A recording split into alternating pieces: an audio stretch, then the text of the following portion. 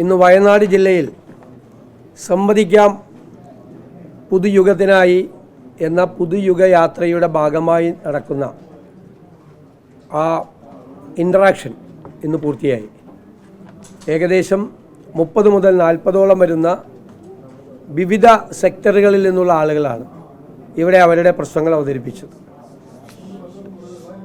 കാർഷിക മേഖലയിലെ പ്രശ്നങ്ങൾ, വന്യജീവി ആക്രമണങ്ങൾ, മുണ്ടകൈ ചൂരൽമലയിലെ പ്രശ്നങ്ങൾ, രാത്രി യാത്രാ വിഷയങ്ങൾ, ഹൈവേയുടെയും അതുപോലെ റോഡുകളുടെയും റെയിലിൻ്റെയും ഒക്കെ യാത്രാ പ്രശ്നങ്ങൾ, മെഡിക്കൽ കോളേജിൻ്റെ വിഷയം ഉൾപ്പെടെയുള്ള നിരവധി വിഷയങ്ങൾ അവതരിപ്പിക്കപ്പെട്ടു.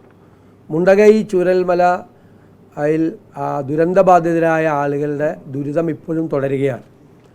ആ സ്ഥലത്തേക്ക് അവിടെ ആരും താമസമില്ല. അവർക്ക് കൃഷിസ്ഥലമുണ്ട്.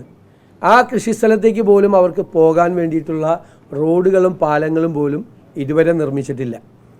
അവർക്ക് പലർക്കും ഈ ലിസ്റ്റ് തയ്യാറാക്കിയതിൽ അർഹരായ ആളുകൾ ധാരാളം പേർ പുറത്തുപോയിട്ടുണ്ട്. മാത്രമല്ല പലർക്കും തുടർ ചികിത്സാ സഹായം അവർക്ക് കിട്ടുന്നില്ല.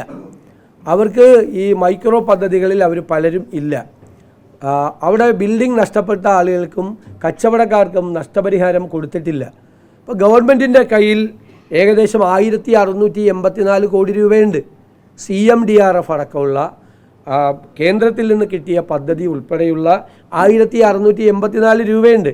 ഇവിടെ പലരും പ്രചരിപ്പിച്ചു ഞങ്ങളെല്ലാം CMDRFൽ പൈസ കൊടുക്കരുത് പറഞ്ഞത്. ഞാനടക്കം, സിദ്ദിഖടക്കം, IC ബാലകൃഷ്ണൻ അടക്കമുള്ള ആളുകളെല്ലാം ഇതിലേക്ക് പൈസ കൊടുത്തിട്ടുള്ള ആളുകളാണ്. CMDRFലേക്ക് ഈ മുണ്ടകൈ ചൂരൽമല ഞങ്ങൾ MLA മാരും MP മാരും അല്ലാതെ ആളുകളും എല്ലാവരും ഉൾപ്പെടെ ഞങ്ങളെല്ലാം പണം കൊടുത്തിട്ടുണ്ട്. ഞങ്ങളുടെ ഉൾപ്പെടെ പണമാണ്. ഞങ്ങളതിൽ പണം കൊടുക്കരുതെന്നൊന്നും പറഞ്ഞ് ഞങ്ങളാരും പ്രചരിപ്പിച്ചിട്ടില്ല. വെറുതെ തെരഞ്ഞെടുപ്പ് കാലത്ത് തെറ്റായ പ്രചരണോ, ആരും പണം കൊടുക്കരുതെന്ന് പ്രചരിപ്പിച്ചിട്ട് ഞങ്ങൾ പണം കൊടുക്കുക. ഞാൻ കൊടുത്തിട്ടുണ്ട് 1 ലക്ഷം രൂപ. 1 ലക്ഷം രൂപ CMDRFലേക്ക് കൊടുത്തിട്ടുണ്ട്. MLA മാർ കൊടുത്തിട്ടുണ്ട്. പണം എല്ലാവരും കൊടുത്തിട്ടുണ്ട്. എല്ലാവരുടെയും കൂടി നാട്ടുകാർ ഈ പാവപ്പെട്ട മനുഷ്യരെ സഹായിക്കാൻ വേണ്ടി കൊടുത്ത പണമാണ്. ആ പണം ചെലവഴിക്കുന്നില്ല.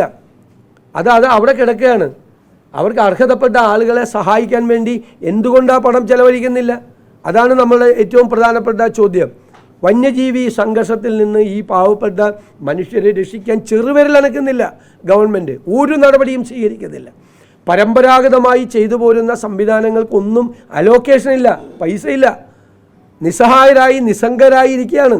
ഒന്നും ചെയ്യാൻ പറ്റാതിരിക്കുകയാണ്. പണമില്ല. പുതിയ സങ്കേതങ്ങളെക്കുറിച്ച് ആലോചിക്കുന്നില്ല.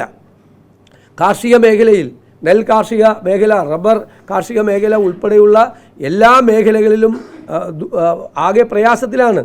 അതൊന്നും അഡ്രസ്സ് ചെയ്യാനുള്ള ഒരു സംവിധാനവും ഗവൺമെൻറ്റിൻ്റെ ഭാഗത്ത് നിന്ന് ഉണ്ടാകുന്നില്ല എന്നത് സങ്കടകരമാണ്. ബ്രഹ്മഗിരിയിലെ തട്ടിപ്പ്, ആ തട്ടിപ്പിലെ നിക്ഷേപകർക്ക് അവരെ രക്ഷിക്കാൻ വേണ്ടിയിട്ടുള്ള, അവരെ സംരക്ഷിക്കാൻ വേണ്ടിയിട്ടുള്ള, അവരുടെ പണം തിരിച്ചു കൊടുക്കാൻ വേണ്ടിയിട്ടുള്ള ഒരു നടപടിയും സർക്കാരും തട്ടിപ്പിന് നേതൃത്വം കൊടുത്ത CPM-ഉം സ്വീകരിക്കുന്നില്ല എന്നത് വളരെ സങ്കടകരമായ ഒരു കാര്യമാണ്. അതുപോലെ ഈ ജില്ലയെ മെഡിക്കൽ കോളേജ്, സാധാരണ ഞാൻ നിയമസഭയിൽ പറഞ്ഞു ഈ മെഡിക്കൽ കോളേജിൻ്റെ കാര്യം.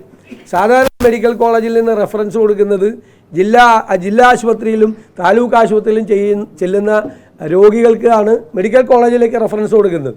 ഇവിടെ മെഡിക്കൽ കോളേജിൽ വന്നാൽ അവരെ ജില്ലാ ആശുപത്രിയിലേക്ക്, കോഴിക്കോട് മെഡിക്കൽ കോളേജിലേക്കും റിവേഴ്സ് റെഫറൻസാണ് ഇവിടെ. അത്രമാത്രം ഒരു എക്സ്റേ യൂണിറ്റ് പോലും ഇല്ല, കാത്ത് ലാബില്ല, ഒരു സൗകര്യങ്ങളും ഇല്ലാത്തൊരു മെഡിക്കൽ കോളേജ്.